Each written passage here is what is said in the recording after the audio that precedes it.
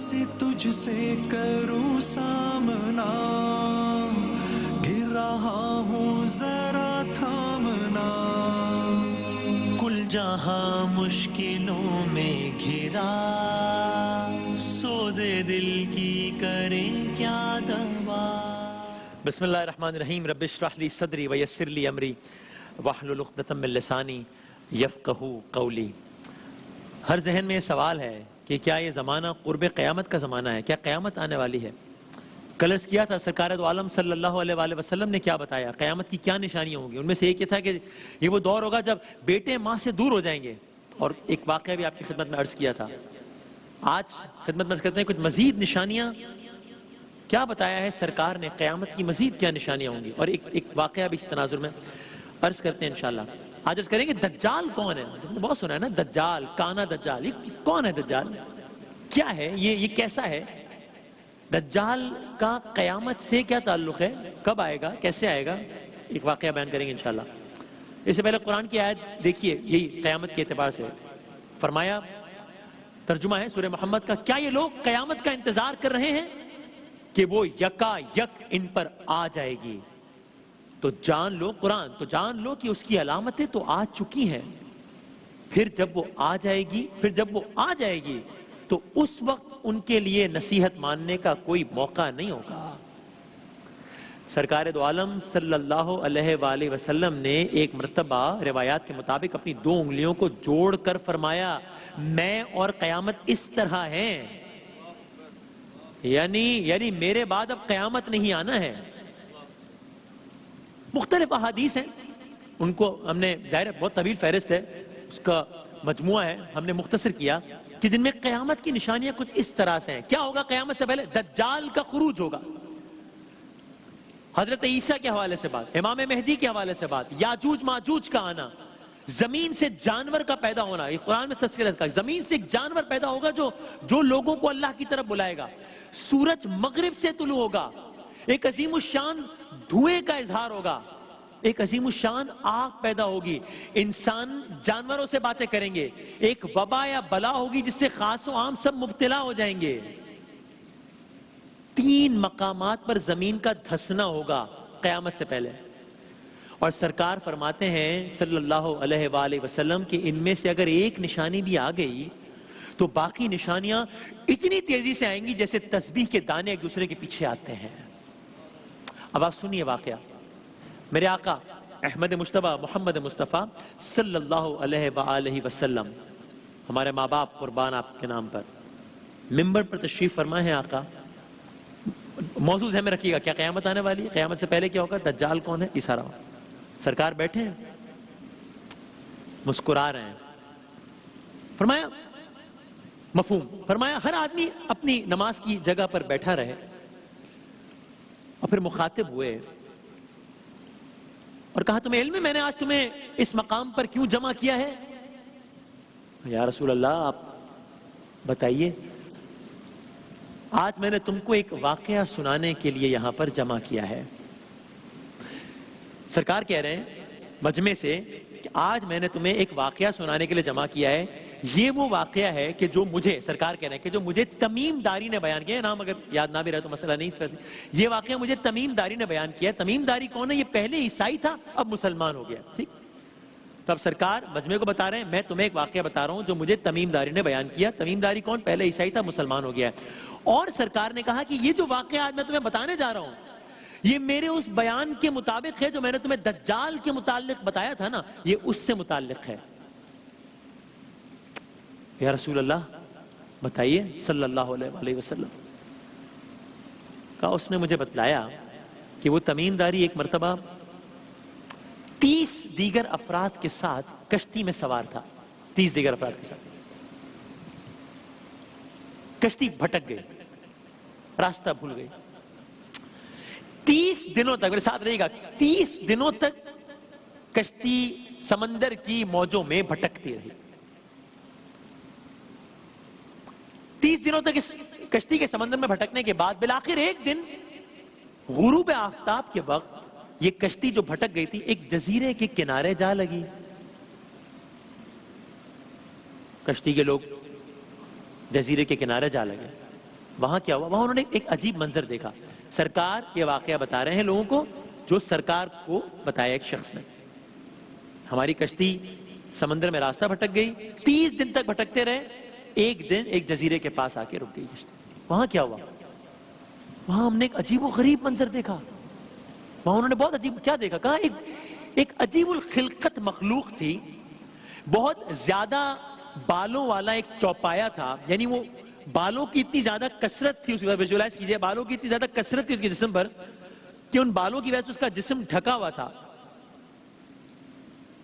اور یعنی یہ اندازہ کرنا مشکل تھا کہ اس شخص کے جسم کی ساخت کیا ہے, اتنے زیادہ بال تھے اس کے جسم پر. وہ گویا ہوئے, ان سے پوچھا کشتی والوں نے, تم کون ہو؟ کہا میں جاسوس ہوں. کون ہوں؟ جاسوس ہوں. اچھا.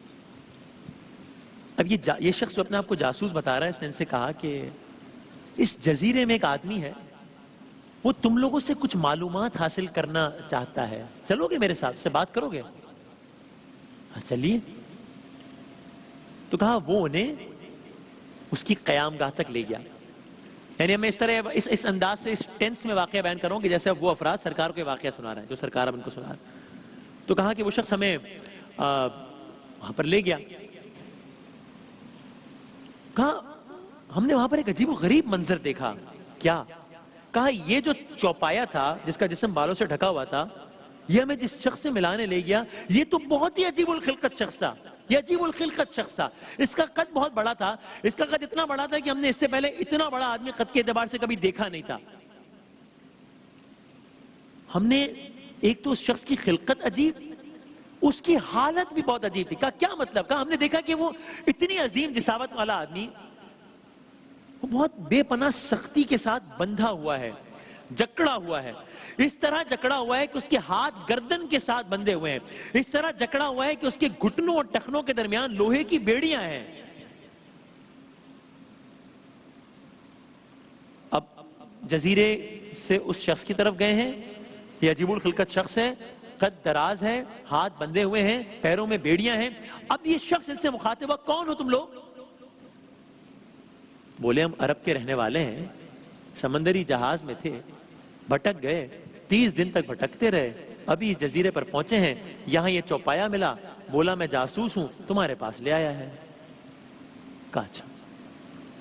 انہوں نے اب یہ ایسے, اس سے پہلے کہ وہ ان سے مزید مخاطب ہوتا, کہا تم کون ہو؟ اس عجیب الخلقت شخص سے پوچھا. کہتے میں دجال ہوں. دجال جہاں سے بات شروع ہوئی تھی. اب اس شخص نے جب اپنے آپ کو دجال کہہ رہے ہیں, ان لوگوں سے کچھ سوالات کرنا شروع کیے. کہا مجھے کچھ باتیں بتاؤ, کیونکہ آپ کو یاد ہے نا وہ چوپایا یہی کہہ کر لایا تھا کہ یہاں ایک شخص رہتا ہے, وہ تم سے کچھ باتیں پوچھنا چاہتا ہے, بتاؤ گے؟ اچھا. کہا یہ بتاؤ, یہ شخص جو اپنے آپ کو دجال کہہ رہے ہیں ان لوگوں سے پوچھ رہا ہے, یہ بتاؤ مجھے نخل بیسان کے متعلق بتاؤ, کیا ان کو پھل لگ گیا ہے؟ یعنی آسان الفاظ میں کہنے کہ ایک جگہ سے متعلق پوچھا, ایک جگہ کی کیفیت سے متعلق پوچھا کہ اس جگہ پر یہ ہو گیا, نخل بیسان میں پھل لگ گیا. تو انہوں نے کہا کہ ہاں لگنے والا ہے, قریب ہے کہ ان کو پھل لگ جائے. اچھا, اگلا سوال پوچھا. اچھا یہ بتاؤ بحیرہ تبرہ میں پانی ہے؟ یعنی ایک اور جگہ کے متعلق پوچھا کہ وہاں کی کیا سچویشن ہے, یہ اس علاقے کا کوئی نام. ہم نے کہا اس میں بہت زیادہ پانی ہے. کہا اچھا, قریب ہے کہ اس کا پانی ختم ہو جائے گا. اچھا, اگلا سوال کیا. اپنا وہ دجال کہہ رہا ہوں. اچھا یہ بتاؤ یہ زغر چشمہ میں پانی ہے؟ ایک اور جگہ کی بات کی. اور کیا اس چشمے کا مالک اسے کھیتی باڑی کرتا ہے, اس پانی کو استعمال کرتا ہے؟ ہم نے کہا ہاں اس میں بہت پانی ہے اور اس کا مالک اسے کھیتی باڑی میں استعمال کرتا ہے. اگلا سوال. اب یہ اگلا سوال دلچسپ ہے. یہ اگلا سوال پچھلے سوالوں سے مختلف ہے. اب تک اس نے 3 مختلف مقامات کی حالات کے بعد, اس جگہ پر یہ ہو گیا ہے, ہاں ہو گیا, اس جگہ پر یہ ہو گیا, ہاں ہو گیا, اس جگہ پر یہ ہو گیا, ہاں ہو گیا, اچھا وہاں پر ایسا ہو جائے گا. اچھا اب اگلا سوال. یہ بتاؤ مجھے امیوں کے نبی کے متعلق بتاؤ کہ انہوں نے کیا کیا ہے. یہ شخص اپنے آپ کو دجال کہہ رہا ہے, جس سے پہلے مختلف جغرافک لوکیشنز کی سچویشنز پوچھ رہا تھا, اب کہہ رہا ہے امیوں کے نبی کے متعلق بتاؤ, انہوں یعنی سرکار کے بارے میں پوچھ رہے صلی اللہ علیہ وآلہ وسلم. ہم نے جواب دیا. کیا جواب دیا؟ ہم نے کہا ہاں وہ ظاہر ہو چکے ہیں، یعنی کہ دنیا میں آ چکے ہیں، وہ یثرب میں مقیم ہیں. کہنے لگا اچھا عرب نے ان کے ساتھ جنگ کی ہے؟ کہا ہاں، کیونکہ تب تک بہت جنگیں ہو چکی تھی کفار اور مسلمانوں کے درمیان. پھر کہنے لگا اچھا تو صورتحال کیا ہے؟ کہا ہم نے بتایا کہ وہ یعنی کہ سرکار وہ قرب و جوار پر غالب آ چکے ہیں، لوگوں نے ان کی اطاعت کر لی ہے، کیونکہ تب تک دین اسلام بہت پھیل چکا تھا. تو اب یہ شخص اپنے کو دجال کہتا ہے، کہتے ہیں ہاں ہاں ہاں یہ بات درست ہے، وہ اطاعت اختیار کر لیں ان کے لیے یہی بہتر ہے. اب اس شخص نے اپنی اصل بات کی. اب یہ شخص کہتا ہے میں تمہیں اپنے متعلق بتاتا ہوں، چونکہ اب تک تو یہ پوچھ رہا ہے نا، اب یہ کہہ رہا ہے کہ اچھا یہ ساری انفارمیشن لینے کے بعد کہ اب میں اپنے بارے میں بتاتا ہوں. اب یہ تمام تر معلومات لینے کے بعد یہ شخص کہتا ہے میں تمہیں اپنے متعلق بتاتا ہوں، میں مسیح دجال ہوں. میں مسیح دجال ہوں، قریب ہے کہ مجھے خروج کی اجازت ملے، یعنی کہ خراج میں یہاں سے نکلوں. میں مسیح دجال ہوں، قریب ہے کہ مجھے خروج کی اجازت ملے، میں نکلوں گا، میں زمین میں چلوں گا. مکے اور مدینے ان دو جگہوں کے علاوہ 40 راتوں میں، فقط 40 راتوں میں میں ہر قریے میں جس میں چاہوں گا جاؤں گا، میں ہر بستی میں جس میں چاہوں گا جاؤں گا. بس مکے اور مدینے میں مجھ پر داخل ہونا حرام ہے، میں ان دو جگہوں پر داخل نہیں ہو سکتا. ان دو جگہوں میں سے جس میں داخل ہونا چاہوں گا مجھے آگے سے ایک فرشتہ ملے گا جس کے ہاتھ میں ایک تلوار ہوگی، وہ مجھے اس سے روکے گا، اس کے ہر راستے پر فرشتے اس کی حفاظت کرتے رہیں گے.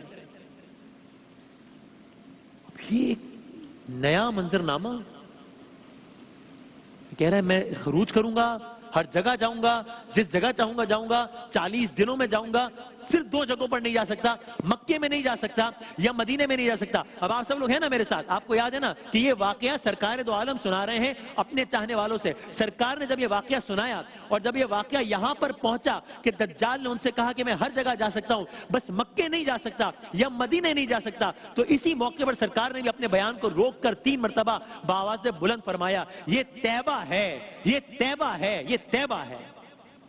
اس سے مراد آپ مدینہ لیتے تھے.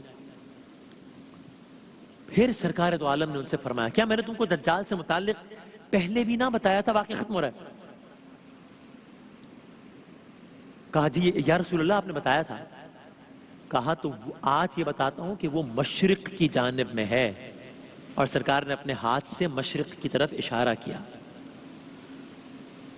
قیامت کی نشانیوں کے بارے میں ہم بات کر رہے تھے، دجال سے متعلق سب بہت سنتے ہیں. ہم نے آج قیامت کی یہ پہلی بڑی نشانی یعنی دجال کے بارے میں آپ سے عرض کیا. اس روایت کے مطابق دجال اس وقت بھی موجود ہے، میری اور آپ کی نظروں سے پوشیدہ ہے. ظاہر اس وقت ہوگا، ظاہر ہے اس وقت کا تو اندازہ صرف خداوند تعالیٰ کو ہے، ظاہر سی بات ہے، لیکن یہ اپنے وقت پر ظاہر ہوگا. اور دجال جب ظاہر ہوگا تو پھر دنیا میں تباہی پھیلائے گا. اب جب دجال ظاہر ہوگا تب وہ کیا تباہی پھیلائے گا؟ جب دجال خروج کرے گا، جس کے بارے میں اس نے خود دعویٰ کیا کہ میں آؤں گا، مکے اور مدینہ کے علاوہ ہر جگہ جاؤں گا، تو وہ کس انداز سے خروج کرے گا؟ اس وقت عالم کیا ہوگا؟ اس وقت کیفیت کیا ہوگی؟ اس کے ساتھ کون کون لوگ ہوں گے؟ اس کے خروج کرنے کے نتیجے میں ہوگا کیا؟ منظر کیا ہوگا؟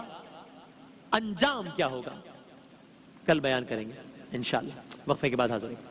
رمضان یوں آ گیا بن کے رحمت یہ پھر چھا گیا، کیسے تجھ سے کروں سامنا، گر رہا ہوں ذرا تھامنا.